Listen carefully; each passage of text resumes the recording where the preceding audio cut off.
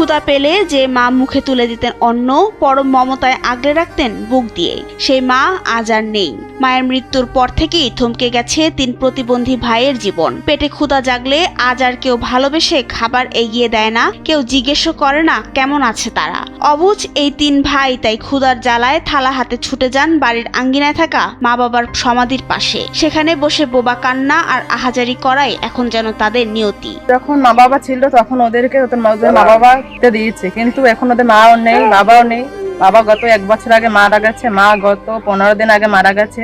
তো মা মারা যাবার পর ওদের সময়টা খুবই খারাপ যাচ্ছে। ওদের এখন দেখার মতন, পাশে দাঁড়াবার মতন কোনো লোক নেই। ওরা গ্রামে গ্রামে ঘুরে বেড়ায়, তারপর যদি পারে গ্রামের মানুষ দুটো দেয় খেতে সেদিন খায়, না পারলে না খেয়ে থাকে। একটি জরাজীর্ণ টিনের ঘরে বসবাস করেন রিপন দাস, সাধন দাস ও নিদু দাস। জন্ম থেকেই নানা ধরনের প্রতিবন্ধকতা নিয়ে বেড়ে ওঠা এই 3 সহোদরের মধ্যে ষাটোর্ধ্ব সাধন দাস দৃষ্টি প্রতিবন্ধী, আর রিপন ও নিদু বাক এবং বুদ্ধি প্রতিবন্ধী। একসময় বাবা রতনচন্দ্র দাস ও মা সরস্বতী রানীর স্নেহে তাদের জীবন ভালোই কাটছিল, কিন্তু গত বছর বাবার মৃত্যুর পর সংসারের পুরো দায়িত্ব এসে পড়ে অসুস্থ মায়ের কাঁধে। দীর্ঘদিন লিভার ও কিডনি রোগে ভুগে গত 19 মে মা সরস্বতী রানীও পরলোকে পাড়ি জমান। জন্মগতভাবেই প্রতিবন্ধী। গত বছর বাবা মারা গেলেন, এবার 19 তারিখে একমাত্র সম্বল ছিল মা, সেই মাও চলে গেছে। এরপর থেকে আসলে দেখা যাচ্ছে খুব হতাশাগ্রস্ত। মাকে ছাড়া আসলে জীবন যা হয় এই অসহায় মানুষগুলো, দেখা যায় যখনই আসলে ক্ষুধা লাগে তখন দেখা যায় যে কান্না করতে করতে মায়ের সমাধির কাছে সময় চলে আসে। প্রতিবেশীদের খাবার 2-1 বেলা দেয়, কিন্তু এভাবে আসলে কতদিন প্রতিবেশীরাও পাশে থাকতে পারবে সেটা নিয়েও আমরা সন্দিহান। 5 ভাই বোনের মধ্যে বড় বোন প্রায় 20 বছর আগে ভারতে চলে গেছেন এবং অপর এক ভাই দিনমজুরের কাজ করে নিজের সংসার চালালেও এই 3 প্রতিবন্ধী ভাইয়ের দায়িত্ব নেওয়ার মতো আর্থিক সামর্থ্য তার নেই। ফলে দেখভাল করার কেউ না থাকায় বর্তমানে প্রতিবেশীদের দেওয়া যৎসামান্য খাবারে কোনো রকমে বেঁচে আছেন তারা।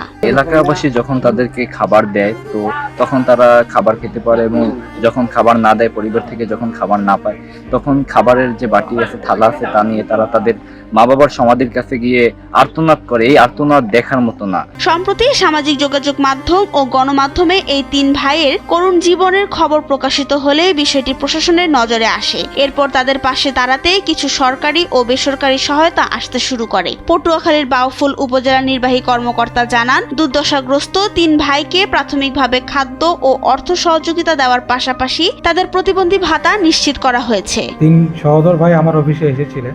আসার পরে আমরা প্রথমেই জানতে চেষ্টা করলাম যে 3 জন আসলে আমাদের প্রতিবন্ধী ভাতাটা পাচ্ছেন কিনা। পরে আমরা খোঁজখবর নিয়ে দেখলাম যে 3 জনই আমাদের প্রতিবন্ধী ভাতার আওতায় আছে। যে একটা সমস্যা ছিল যে ওনাদের যে নাম্বারটা দেওয়া ছিল, নাম্বারটা ছিল অন্য একজনের নামে, যিনি টাকাটা উত্তোলন করে ওনাদেরকে দিতেন না। সেই নাম্বারটা চেঞ্জ করে আমরা ওনাদের নামে যে একটা সিম ওপেন করা হয়েছে এবং বিকাশও আছে, ওইটাতে আমরা নাম্বারটা চেঞ্জ করে দিয়েছি। সেকেন্ড বিষয় হচ্ছে আমাদের হাতে যেটা ছিল চাল ছিল কিছু, আমাদের এখানে 5 জন আসছিলেন ফ্যামিলি মেম্বারসহ, 5 জনকে আমরা 50 কেজি শুকনো বা খাবার যেটা বলে চাল দিয়েছি। তবে প্রশাসনের পক্ষ থেকে ক্ষণস্থায়ী কিছু সরকারি সহায়তা মিললেও দেখভাল ও রান্নাবান্না করে দেওয়ার মতো কোনো মানুষ না থাকায় এখনো কাটেনি এই 3 ভাইয়ের জীবনের অনিশ্চয়তা। 3 বেলা খাবারের সংস্থান এবং স্থায়ী আশ্রয়ের অভাব তাদের তাড়িয়ে বেড়াচ্ছে। স্থানীয় এলাকাবাসীর দাবি, সরকারি ভাতার পাশাপাশি সমাজের বিত্তবান ব্যক্তি ও মানবিক সংগঠনগুলো যদি দীর্ঘমেয়াদে তাদের পাশে এসে দাঁড়ায়, তবেই হয়তো জীবনের শেষ দিনগুলো একটু শান্তিতে পার করতে পারবে এই 3 অসহায় ভাই। পটুয়াখালী থেকে চিন্ময় কর্মকারের পাঠানো তথ্যচিত্রে ডেস্ক রিপোর্ট, সময়ের আলো।